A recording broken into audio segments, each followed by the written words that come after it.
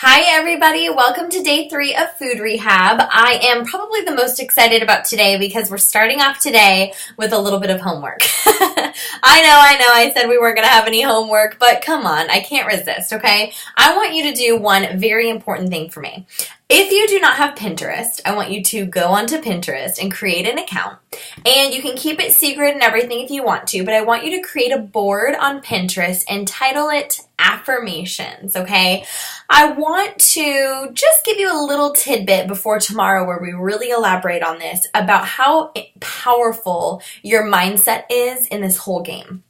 You know, there's a reason why alcoholics, when they go to rehab and they have to cut cold turkey any drinking, right? They have to be searched, they can't keep any of their personal belongings, and then they go through a little bit of a physical detox. They might go through withdrawals, they might have some pain, weight gain. There's several symptoms from a physical standpoint, things they have to replace. Now, that's what we're kind of going through and what some of you guys may be experiencing if you're cutting out sugar or carbs or easing your way into a healthier lifestyle. You may be going through some detox symptoms if you're taking the triplex combo and it's killing off that bad bacteria in your gut and getting things healthy inside. All of that is a great step in becoming free of any sort of addiction. But it doesn't stop there, does it? When they cut them off of their drugs or alcohol cold turkey in rehab, do they go, okay, well, you've detoxed, so go on your way and have fun at the bar? No, that would be obscene, right? There's no reason why, absurd. Not so much obscene. It could get obscene at the bar, but anyways, that would be crazy, right? There's no way that any right-minded doctor would do that. It's the same thing with food rehab. So what do they do for druggies or alcoholics that are going through a tough time? They're getting help in rehab. They start to do counseling. They start to do group therapy. They sometimes do a halfway house to transition them back to their lifestyle. We're talking about some intense mental clarity, digging deep into what was this thing that happened in your life that triggered this addiction in the first place. And sometimes it's going back to when you were little. Sometimes, I know for me, it was kind of a long-term programming I'll be really vulnerable with you guys for a minute, from my family to being the youngest kid to, having some rejection issues, some insecurities with boyfriends, friends, you name it. But in addition to that, I had some kind of funky food habits programmed in my head. My parents used food as a reward a lot of times. They would say, if you eat all your dinner, you get dessert. If you do good and you stay quiet, you can have a cookie. And so I always associated good behavior, good habits, and really just happiness and excitement with food. So a lot of that programming that happened long ago, it is what is affecting my eating habits today, okay? So what I want you to do with this affirmations board is I want you to literally search Pinterest for affirmations. You can search multiple affirmations. You can search healthy eating affirmations. You can search lifestyle affirmations. You can search success affirmations. You could search food affirmations in general. You can search water affirmations, drinking your water affirmations. You can search rejection affirmations, insecurity affirmations, body image affirmations. The list goes on and on and on. But I want you to scroll through these affirmations, write them down, pin them to the board that you have for affirmations, but I want you to find the ones that really stick out to you. The ones that you feel like, that I definitely don't believe, okay? For me, I make a joke all the time about, standing in front of your mirror doing an affirmation like, my cellulite looks so pretty today. Like, obviously you feel so silly doing that. You're like, why am I telling myself my cellulite is gorgeous, right? I get it. It feels funky. We're going to talk about some tips and stuff like that for tomorrow, but I just want you to make that board. That's it. Just the first step, create that board. That's all I want you to do, and then we'll go from there tomorrow. For today, for our food rehab, I'm going to talk to you about creating some backup plans, okay? When you are being put in a situation, when you know you're going into kind of a vulnerable situation, the same way for rehab for drugs and alcohol, they put you maybe in a halfway house, maybe a group home. There's lots of different kind of segues back into society because it's an addiction. It's difficult. Well, when you're going to parties and birthdays and family get-togethers, it's always good to have some sort of backup plan when you're going to be approaching a situation where food is going to be a topic of conversation, and it's going to be something you're thinking about. You know it is, right? So, number one, bring food to a party. Okay, I get it. It sounds so silly, so ridiculous to meal prep a container and bring food to a party, but you guys, it is absolutely true that when you go to a party, even if you've eaten dinner beforehand, you might be going, oh, well, I'll just eat dinner beforehand. No, no, no, no, no. Since when has our food addiction had anything to do with our appetite? I know it hasn't for me. I eat when I'm not hungry. I binge eat. I overeat. You name it. It's never been about being hungry. It's always been about eating and eating and eating for entertainment, for fun, for habit, all of it, okay? And there's two different types of habits. You know, one habit is an actual addiction, right? We're actually addicted to these things and we're creating these patterns. It's almost like that chemical addiction, right? Our physical, did you know that junk food, salt, sugar, fats, they actually trigger the happy hormone in your brain? Okay, that same hormone that's released when you have good things happen. So all it takes is one time of eating those food and releasing those hormones, and now your body automatically puts the two and two together, and it automatically wants more of what it's getting. Okay.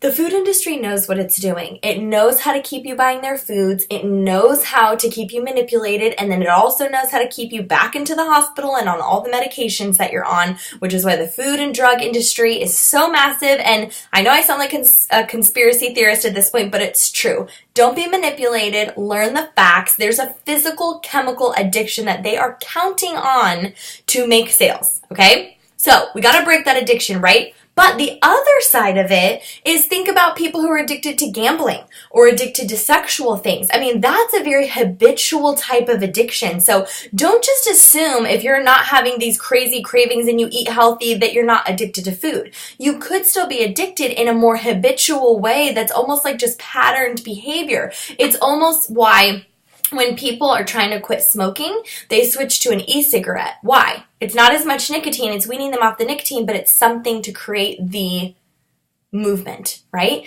People, I've heard this a million times, people who drink coffee in the morning, they love holding their cup of warm coffee.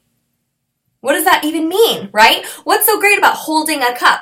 It's habitual. It's an addiction. The same way gambling is an addiction. It's something that your body associates with the actual addictive properties. So caffeine and sugar and whatever else that your body's actually addicted to, it's now associated that good hormone with holding a hot cup. So now you feel like you need to hold a hot cup. Does that make sense? So it all is linked, okay? So when you bring food to a party, you're basically setting yourself up for success because it's like holding a bottle of water. And we're going to get there in a second. You want to have snacks, maybe be like, oh, I just wanted to bring a tray of blah, blah, blah, blah, blah to help out, you know, and then sit by that tray and eat that fruit or those veggies or whatever it looks like. The second thing, have snacks in your purse. Y'all, you need to be like snack hoarders in your purse. Homemade trail mix like we talked about, a yogurt, some, carrot sticks, anything you can think of, a scoop of peanut butter in your purse. I don't care what it is, but get some snacks in your purse and carry them around with you because then when you're faced with that moment, it's like, meh, I'm going to take out a snack, and that gives you an alternative, right? Again, because you need to be sometimes putting something in your mouth out of just habitual addiction, right? The next thing, always carry water with you. You guys, if I am holding a water cup, this is what I drink my water in. If I'm holding I just splashed a little bit. I didn't know there was water in there. Hang on. Okay, if I am holding my water cup while I'm around my friends, I am less likely to use my two hands to grab and shove food in my face, okay? Most likely I'm going to have my phone in the other hand, right? And then I've got my water. So if you have a water and you're kind of messing with the lid or something, you're more likely to drink it and you're less likely to be distracted by all the other things around you. So carry water with you 24/7. Keep some extra sticks of Slim in your purse. And if you get that little sugar craving because you see a plate of brownies, mix a Slim. Shake it up in front of your friends, chug it, add it more water in there, drink more water again. Your body will start to regulate itself, right? Win-win. Okay, next. Meal prep ideas. You know, I love the idea of meal prep, but I'm not going to lie. Meal prep kind of overwhelms me. I think about this idea. I'm like, oh my gosh, I'm going to sit in the kitchen from 8 a.m. to 1 p.m. making all this food, and some of it's going to go to waste, and what if it doesn't taste good, and what if I don't proportion it correctly and it doesn't fit in my containers? It stresses me out. I mean, I'm going to be honest with you guys. I'm like, that sounds like the last thing I want to do. I prep my snacks like I talked to you guys about the other day, but not necessarily my meals, right? Plus, what kid wants a non-fresh meal? They're like, oh, here's your meal prepped frozen container. Heat it up. They're like, huh? You're not making spaghetti? Right? They get confused. Okay. So what I would say, though, is create a dinner. If you get overwhelmed with this idea of creating meal prep, create a dinner when you're cooking. Make 3 times as much as you normally would, okay? If you're making zoodle spaghetti, then you're gonna make a huge pot of it, and then you just have a ton of leftovers. I want you to invest in some good Tupperware. I love the Amazon containers I told you about, meal prep containers. You can search it on Amazon. They're not that expensive. They can come to you in 2 hours with Amazon Prime. Hello, plug. Amazon doesn't pay me to say that, but look at me, I'm sharing. That's the same way Plexus works, but that's a sidebar. Anyway, that's a great tool, or you can even just invest in some really nice, good, glass. I love Pyrex, because it doesn't release any chemicals into it. It's not plastic. You don't have to worry about that. It's just a good glass, Tupperware. Anyway, invest in some good Tupperware that can be frozen or refrigerated. Then put a few, if your family's the kind of family that's like, oh gosh, I don't want the same thing over and over. We have to have for lunch what we had for dinner, right? God forbid. Then put it in those containers, freeze it. Freeze that spaghetti, because guess what? Next Monday night, when you whip out the frozen spaghetti, put it in a pot and heat it up, everyone's going to think you just recooked spaghetti and it's brand new and fresh, okay? So it's a great tool to help you continue the healthy behaviors without having to prep so far in advance or have so much food in the fridge that could potentially go bad, okay?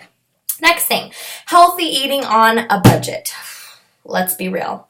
I know many of you guys struggle financially, and when it comes to healthy eating, I cannot tell you how many people tell me, money, I can't afford to eat healthy. Don't get me started, because I'm like, you can afford the candy and the Jack in the Box and the coffee and the Starbucks and the et cetera, et cetera, et cetera, et cetera, et cetera. So we won't go there, but I do get it from a certain extent that organic food is more expensive, food without GMOs is more expensive, the cheap stuff, the buy 2, get 1 free is always the crap. Let's be real, okay? So what I'm going to do is talk to you guys about a few things that are healthy that you can purchase on a budget. You'd be shocked, okay? Brown rice. You don't have to get the fancy box. Get a giant bag of brown rice. You would be shocked at how much cheaper it is that way. Eggs. We talked about this. Whole eggs, regular old eggs, however you want to cook them and eat them, they are an extremely good tool to help you keep full, to keep it satisfied. It's a good healthy fat. For me, when I was breastfeeding, I was trying to incorporate some good healthy fats. This is a great one. Dried beans, the ones that actually come in a bag instead of a can. Dried beans, again, so much cheaper than the 99-cent can that you have to get a million of them just to feed your family. Frozen veggies, okay? Instead of getting the regular big bags of veggies that you have to then chop up or whatever, go and find a big bag of frozen vegetables. It's much cheaper, and you can throw them in a skillet, make a little, chicken and like a stir fry thing, right? Yummy. Almonds. You can get a big bag of almonds. Same thing with oats. If you want to have oatmeal, don't get the fancy prepackaged oatmeal. You're like, oh, that's too expensive. It's organic and it doesn't have natural flavoring. So you get the cheap oatmeal that has the fake fruit dust in there and tons of sugar. Okay. Get the big thing of oats. It has like a peel off container. You can do a big scoop of oats. It's really yummy with our P96 protein shake mixed in. Done. Breakfast is served. Next, yogurt. Okay, get the big tubs of yogurt. Don't get the prepackaged Go-Gurt crazy. Okay, get a big tub of yogurt. Prepackage them at home if you need to, so the kids can grab and go and call it a day. Popcorn. That's another one. Get the actual kernels of popcorn, not the box popcorn that's full of tons of crazy salt, sugar, you name it, but get the just clean, plain, simple popcorn you can pop yourself and cook at home. I want you guys to look up, there is an incredible, I